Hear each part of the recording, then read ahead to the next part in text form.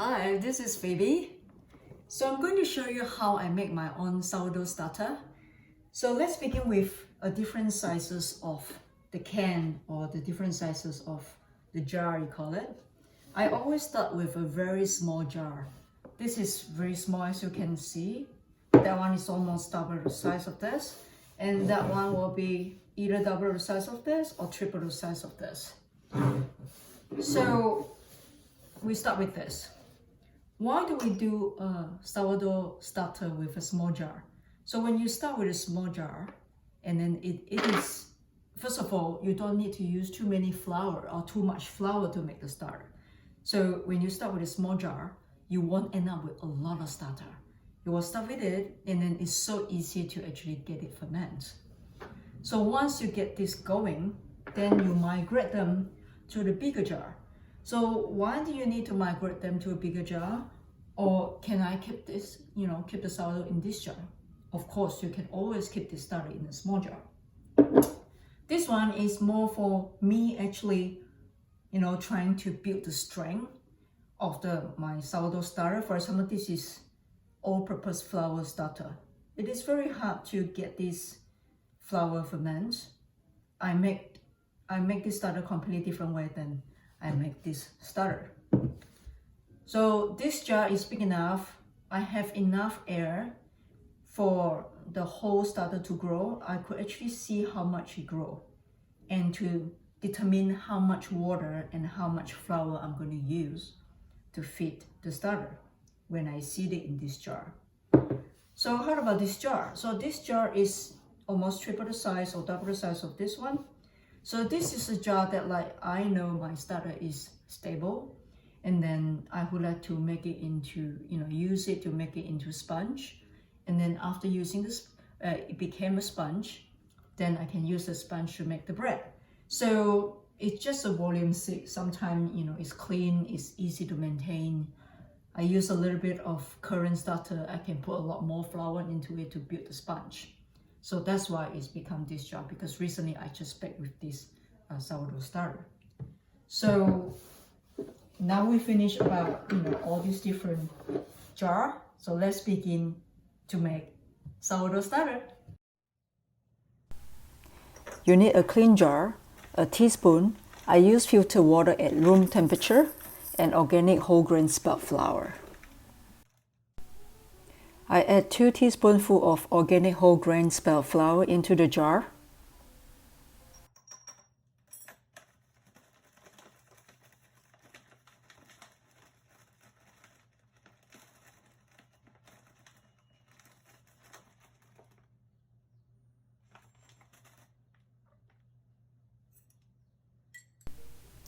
Three teaspoons of water.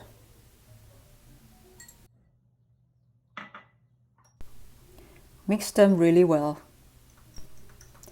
If you would like to weigh them, they both should be in equal weight. For example, 10 grams of flour mixed with 10 grams of water.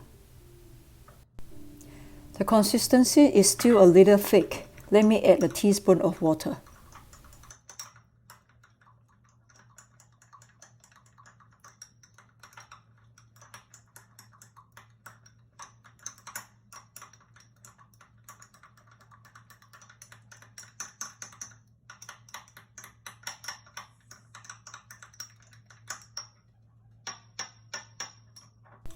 This is the consistency you want, not thick and not too thin.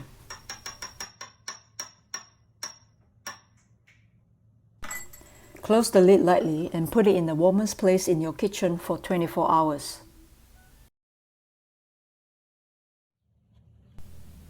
Let's see how it looks like now. Whoa, it fermented nicely.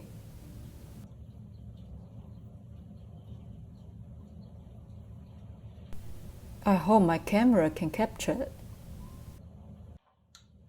This is the first feeding after 24 hours. Always remember to add double of the amount of the organic whole grain spelt flour and water for the first feeding. I add 4 teaspoonsfuls of organic whole grain spelt flour into the jar.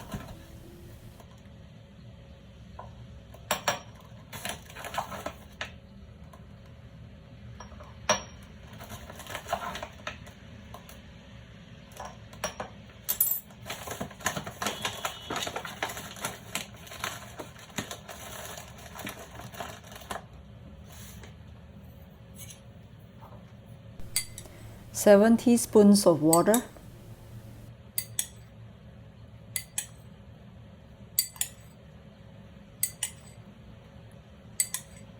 mix them really well.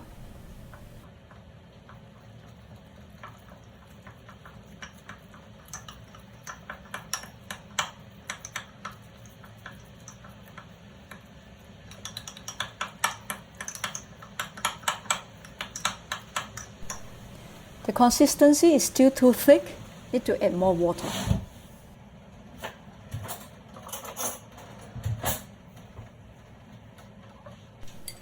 I add 2 teaspoons of water to the jar.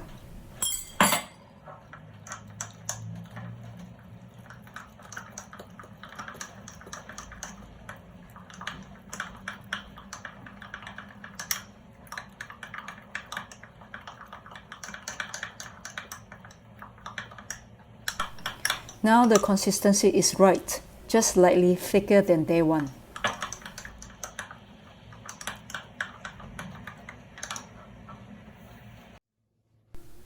After feeding, put a rubber band over the jar to mark the level of the starter, so that you know how much it is risen on day 2.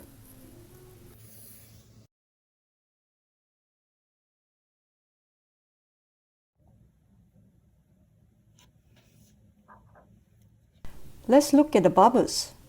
They are quite even in size, nicely fermented, almost double the size from 9 hours ago. Let's open the lid and look at inside. The surface is smooth, no bubbles exist, plump looking, healthy. Now let's do the floating test. If it floats, that means the starter is ripened.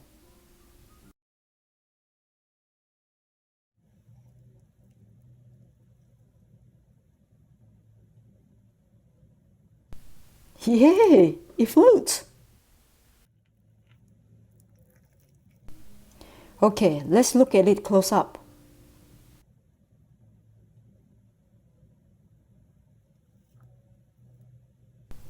Yeah, it is floating right there.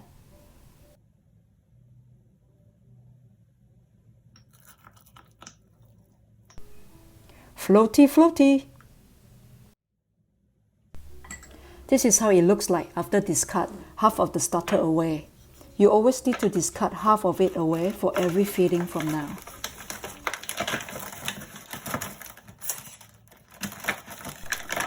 You do the same as the first feeding. 4 teaspoons of organic whole grain spelt flour and 9 teaspoons of water. Now it's day 3 morning, 11 hours after second feeding. It has developed a lot of bubbles. They are bigger than day 2. Let's look at inside.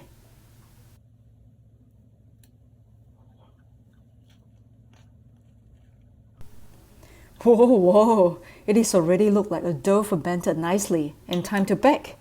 I'm kidding, cannot bake my starter. Now repeat the step for feeding the starter twice a day.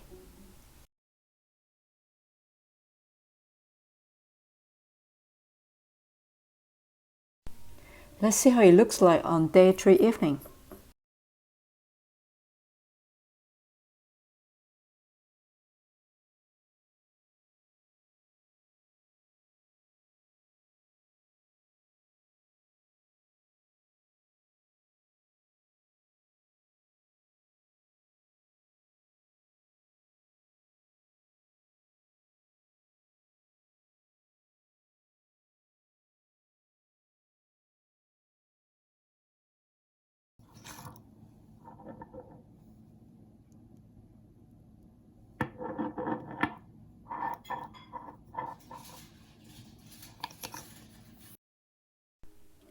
That's it.